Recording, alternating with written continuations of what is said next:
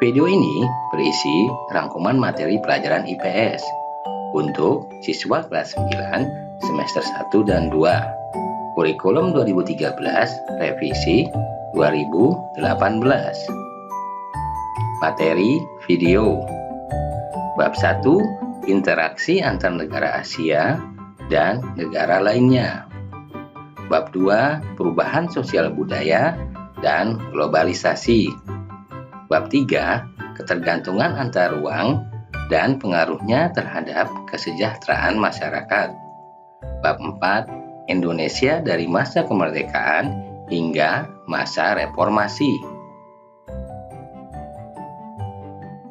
Namun sebelum mulai, jangan lupa untuk klik like, subscribe, dan tekan loncengnya agar kalian mendapatkan pemberitahuan jika ada video terbaru dari kami. Bab 1, interaksi antar negara Asia dan negara lainnya.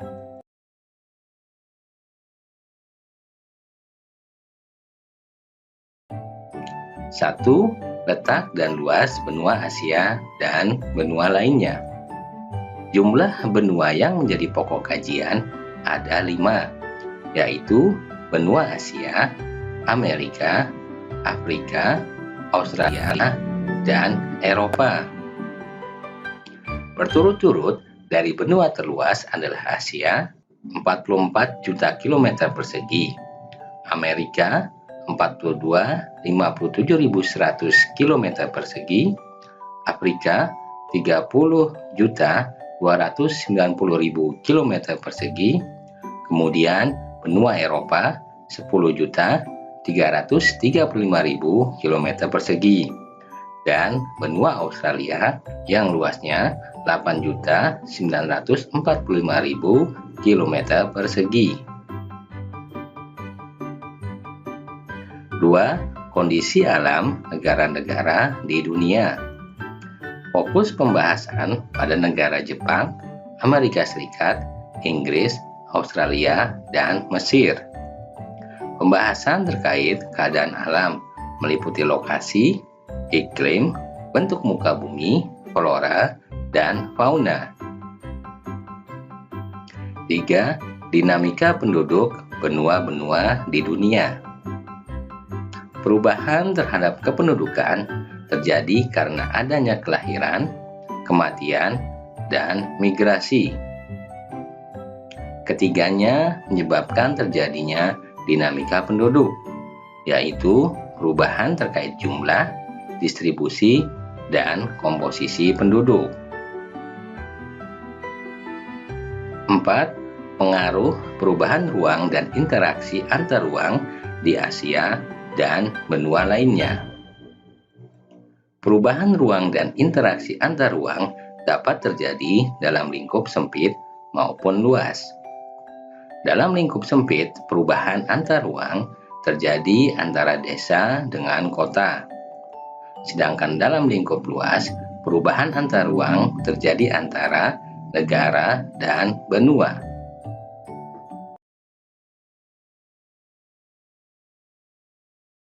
Bab 2, perubahan sosial budaya dan globalisasi. 1. Perubahan sosial budaya.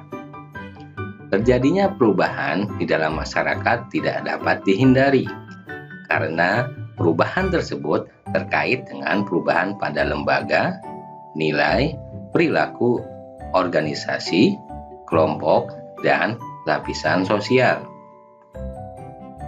Perubahan sosial budaya meliputi berbagai hal seperti cara berpikir, berperilaku, dan perubahan alat-alat untuk memenuhi kebutuhan manusia. Kingsley Davis berpendapat bahwa perubahan sosial merupakan perubahan terhadap sistem, struktur, dan fungsi sosial dalam masyarakat. Bentuk perubahan sosial dapat dilihat dari waktunya, meliputi perubahan secara lambat atau evolusi, dan perubahan secara cepat atau revolusi.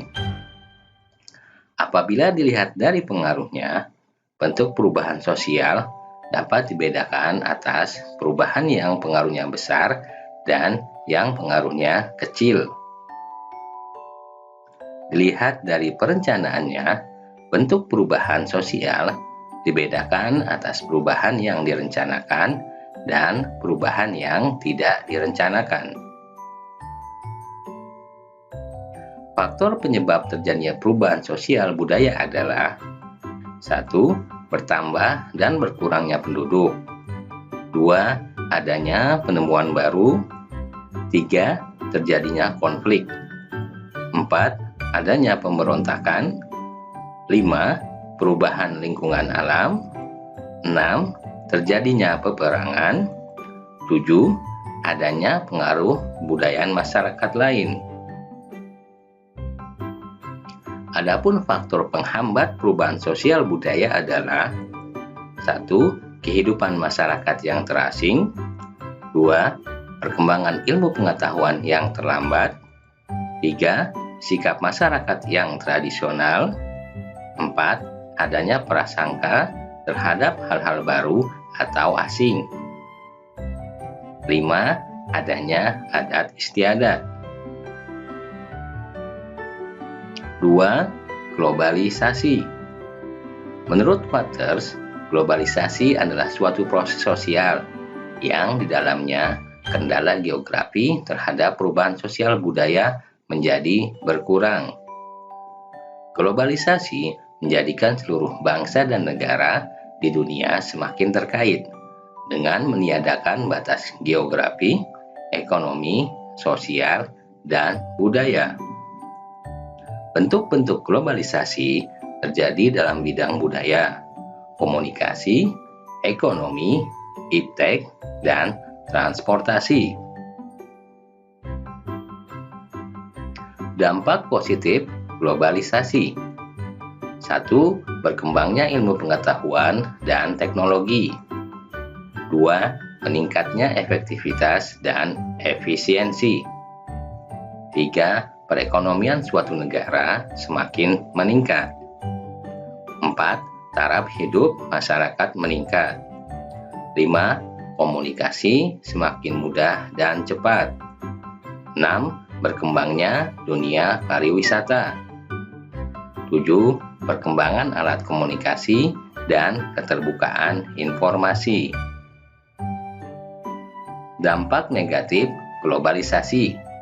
1. Westernisasi atau kebarat-baratan. 2. Demoralisasi atau merosotnya moral seseorang. 3. Kesenjangan ekonomi. 4. Kriminalitas. 5. Pencemaran lingkungan. 6. Kenakalan remaja. 7. Individualisme semakin meninggi. Bab 3. Ketergantungan antar ruang dan pengaruhnya terhadap kesejahteraan masyarakat. 1. Perdagangan internasional. Tidak ada suatu negara yang mampu memenuhi semua kebutuhan negaranya sendiri, karena ada barang tertentu yang tidak mereka produksi. Barang yang dihasilkan suatu negara berbeda dengan barang yang dihasilkan oleh negara lain. Hal inilah yang menyebabkan terjadinya pertukaran barang antara satu negara dengan negara lainnya. Dengan demikian, negara yang kelebihan barang akan menjualnya ke luar negeri, yang disebut dengan ekspor. Negaranya disebut eksportir. Sebaliknya, negara yang kekurangan barang akan mendatangkan barang dari negara lain yang dikenal dengan istilah impor. Negaranya disebut importir. Perdagangan internasional adalah proses pertukaran barang dan jasa antara dua negara atau lebih dengan tujuan memperoleh keuntungan. Faktor yang mendorong terjadinya perdagangan internasional adalah adanya perbedaan. 1. Perbedaan sumber daya alam yang dimiliki oleh suatu negara. 2. Perbedaan tingkat kualitas sumber daya alam.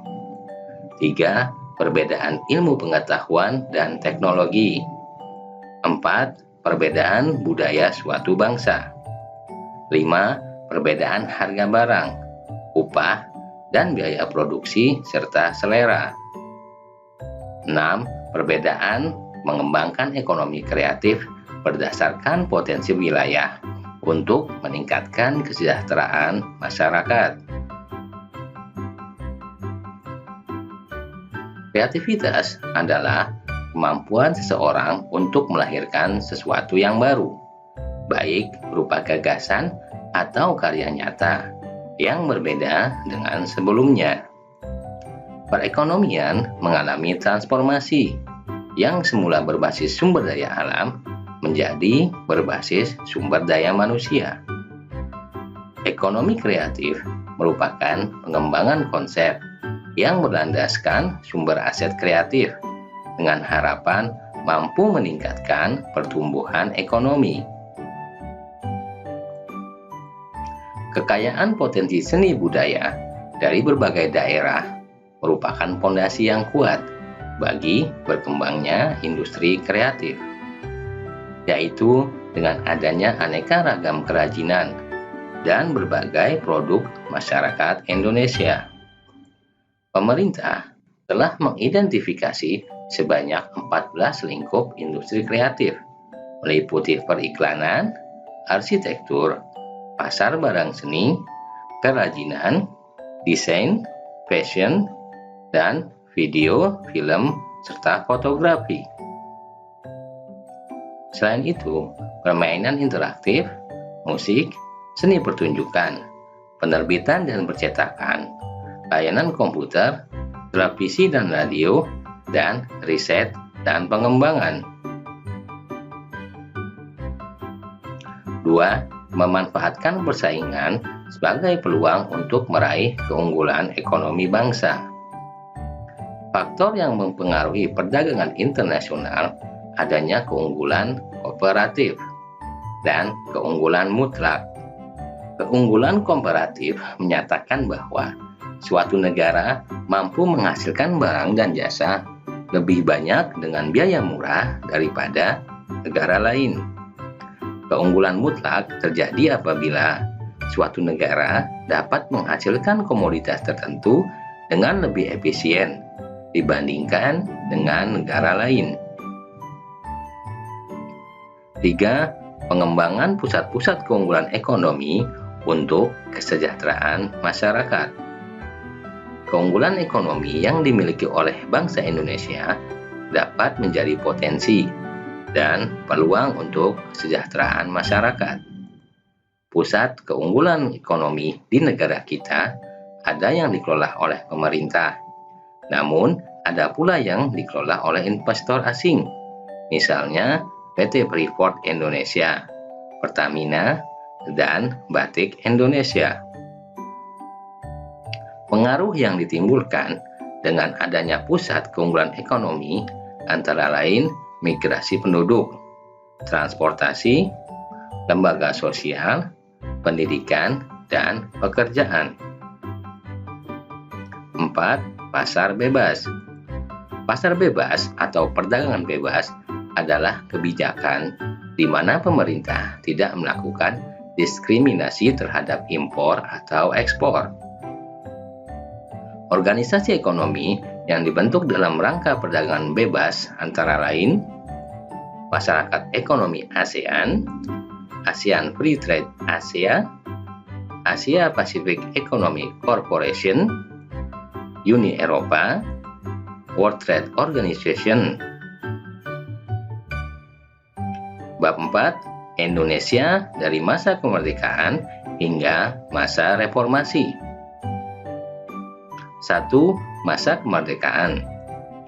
Posisi Jepang yang mulai terdesak dalam Perang Pasifik mengakibatkan beberapa daerah jajahannya jatuh ke tangan sekutu. Agar memperoleh dukungan dari rakyat Indonesia, Jepang berjanji akan memberikan kemerdekaan kepada bangsa Indonesia. Untuk Untuk merealisir janjinya, Jepang membentuk Badan Persiapan Kemerdekaan Indonesia dan Panitia Persiapan Kemerdekaan Indonesia. BPUPKI dibentuk pada tanggal 1 Maret tahun 1945, sedangkan PPKI dibentuk tanggal 7 Agustus tahun 1945.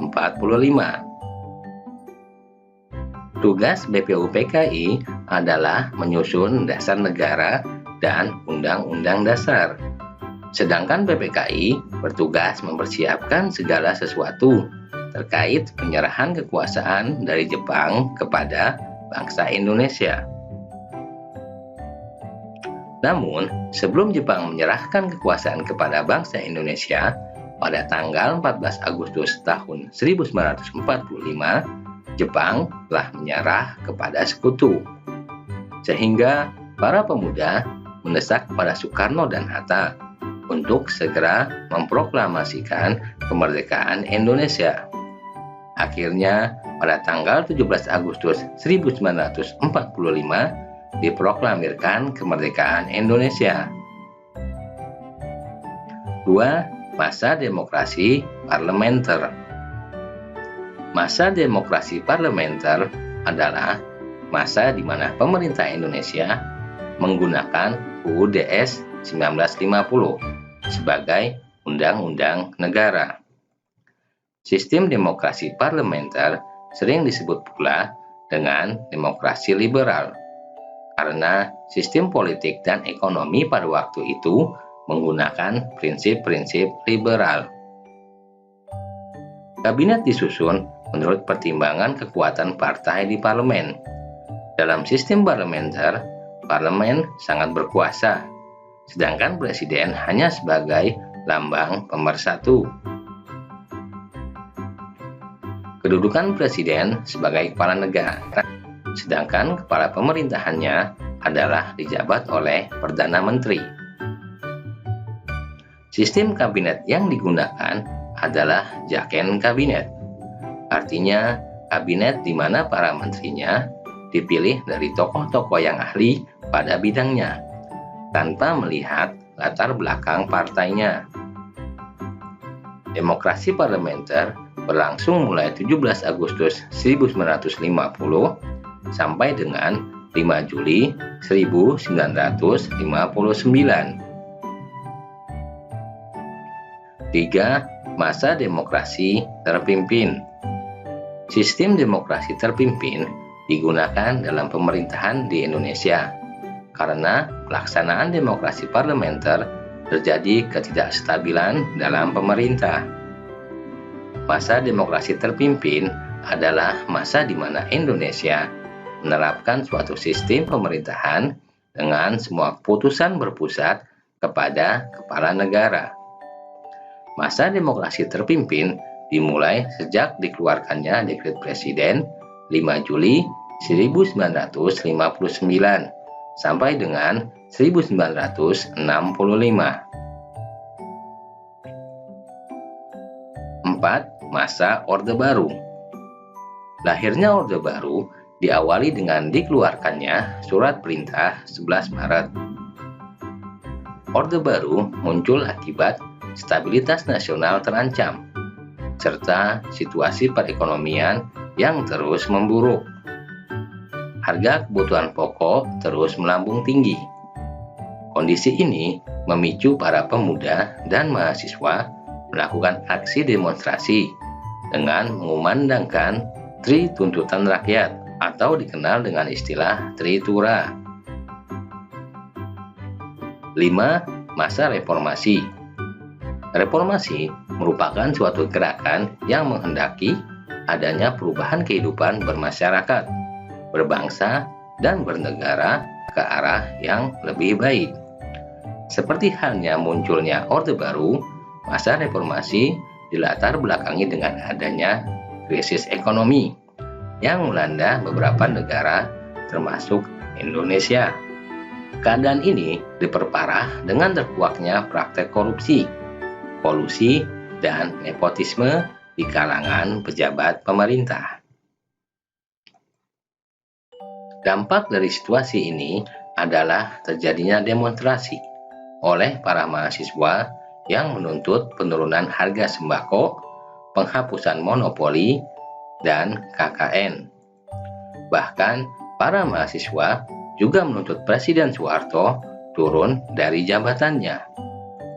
Akhirnya, pada tanggal 21 Mei, Presiden Soeharto mengundurkan diri dan menyerahkan jabatan presiden kepada wakilnya, yaitu B.J. Habibie.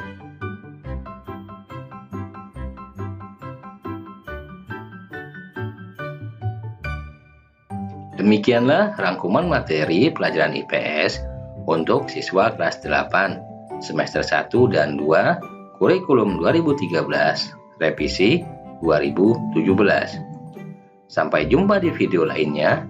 Jangan lupa untuk klik like, subscribe, dan tekan loncengnya agar kalian mendapatkan pemberitahuan jika ada video terbaru dari kami.